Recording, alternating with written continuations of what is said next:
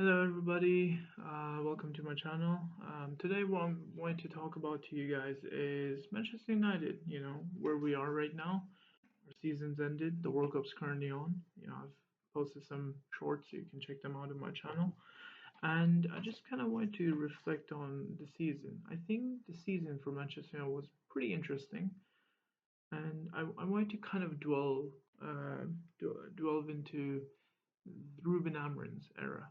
I think it was a very interesting era. I think the way he got sacked and the way things happened, I think, yeah, everything was very abrupt, if you may. So, what was the situation like? Well, I think Eric Ten Hag was not winning games. He got the sack. And when he got sacked, we needed a tactician. We needed someone who would control the dressing room, who would come in, provide leadership to the dressing room. And I think at that time, Ruben Amorim was the best young talent, young coach out there. His Sporting Lisbon were top of the league. They just won the league. They were unbeaten at that time. And I think while we were negotiating with Ruben Amorim, his last game with them, I'm not sure if it was his last game, they beat Pep Guardiola's Man City in the Champions League, and I think that kind of shows you Ruben Amorim's managerial ability. Now, one thing's for certain: when Ruben Amorim came in, he came in a sinking ship. He was not given the privilege of coming at the end of the season where he can actually have his signings and stuff. He had to come in right there, or they'd go to different candidates, which is something which didn't really work in his favor. You know, there are many games where we struggled because he wanted to impose a specific system that only he kind of knew how it worked, the ins and outs. Only Manuel Ugarte, I believe, was the one who he kind of worked with, and even then, he didn't really fancy him. Um, so I think throughout the season it was kind of like an up and down. Some, there were some like games that we started winning, but there were many games where we were very inconsistent. But ultimately, I think for the first season of Ruben Amorim was, you know, get us the cup, European Cup, and I think us having Tottenham was very distressing, and I think we all know what happened there. It was a game of two halves. Not two halves, but it could have gone either way. I'm not too. I would have loved it if we ended it with a European trophy because trophies are what matters at Manchester United. But what I wanted to kind of discuss about is his season, the season that we just had. I think we weren't doing that bad. I think people, just because the way we were playing and the way, things were happening and stuff, they just saw that he was not getting the results sometimes. And I think people overreacted with Ruben Amorim. I'm not trying to defend him. There, he definitely made some mistakes, but I think if you look at the summer, I think during the summer he made some key changes. He got rid of the deadwood. Which I don't think many of the managers who had come before Ruben Amorim had done that. He got rid of the deadwood. He helped instill a mentality that each game is a winnable game, even though we weren't consistent each game. He still brought that mentality, and I think our fitness levels were pretty good as well. And I think all of this was very evident with Michael Carrick when we were in with Michael Carrick. Our first two games were the hardest games of our season. I mean, it was Man City and Arsenal. These are the two best teams of the league, and we played amazing because changing the system, which the players were more familiar with, and the fitness levels. You could clearly tell we outran Man City.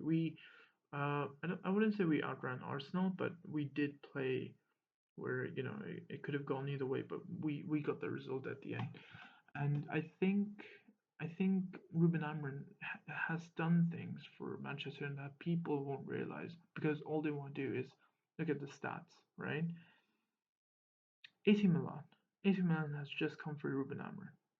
Ruben Amorim was on a contract or something where he was getting paid by United because you can't pay someone up front. their compensation fees when they get sacked. This guy's taken the deal with AC Milan, so we're saving money there as well. I think right now all we have known about Ruben Amorim is great. I think the guy has done wonders for us. I mean, he's saving us 10 million from here. It can go into the squad. We need transfers this season.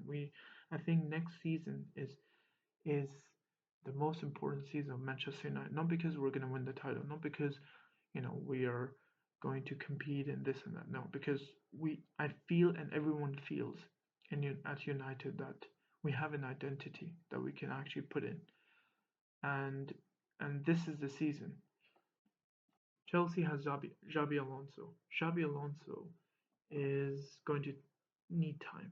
He's going to need time in order to understand Chelsea's transfer systems and their squad because they've got a big squad that he has to utilize. Man City are in a transition period with Enzo Maresca as well. We have Liverpool with their new signing, with their new Iriola, who I feel is a very good, but again, it's a risk because we've seen managers like that happen. Graham Potter for Chelsea, he was a very good manager at Brighton as well. And some managers thrive in small teams, some managers don't. Let's see what Areola is. I think he's a good manager. I think we need to give him, I mean, not me, but Liverpool fans need to give him time. Um, and yeah, so Arsenal is the only team out there which has a benchmark already set in place. They won the league. They're going to be more motivated to retain the Premier League title.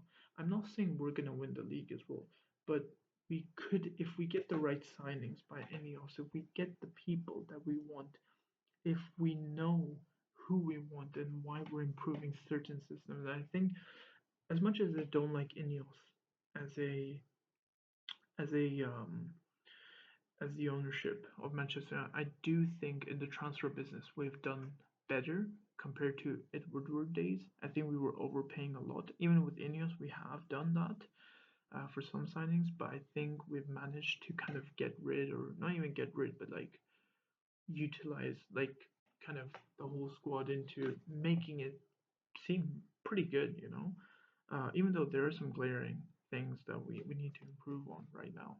Um, I think we need to understand what we can do for Marcus Rashford. We have some Sanchez released, and we need more signings. I think the World Cup is in. Everyone's going to be looking at midfielders. Everyone's going to be looking at more signings. And everyone's scouts are out there. But I think us as Manchester United, we have to go in the title because next season for us, we're going to be in the Champions League. We struggled even just playing the Premier League because we didn't play that many games this season because we Carabao Cup and FA Cup we kind of just got kicked out by teams, which we don't want to get into. But yeah, like I think Manchester United needs to do something to prove to everyone, and I feel like we have the potential to do that. And also the Amazon deal, I think that's a pretty positive update as well for me personally, because as fans you want to know what goes inside. And we've seen all or nothing of Man City, of Arsenal, of Tottenham. Tottenham didn't have the best of seasons, but you could clearly tell they were trying to build something. I don't know what happened with Tottenham now, but I still think like we are. I think just the next few years are very important for us. We need a title. We need to win. We need to get things done. And yeah, let's just hope everything goes well. If you like my video, just like it. Give me a comment. I'm gonna see what you guys think, and let me know if you guys would like to add anything. If you guys like me to talk about anything else. All right. Take care. Bye bye.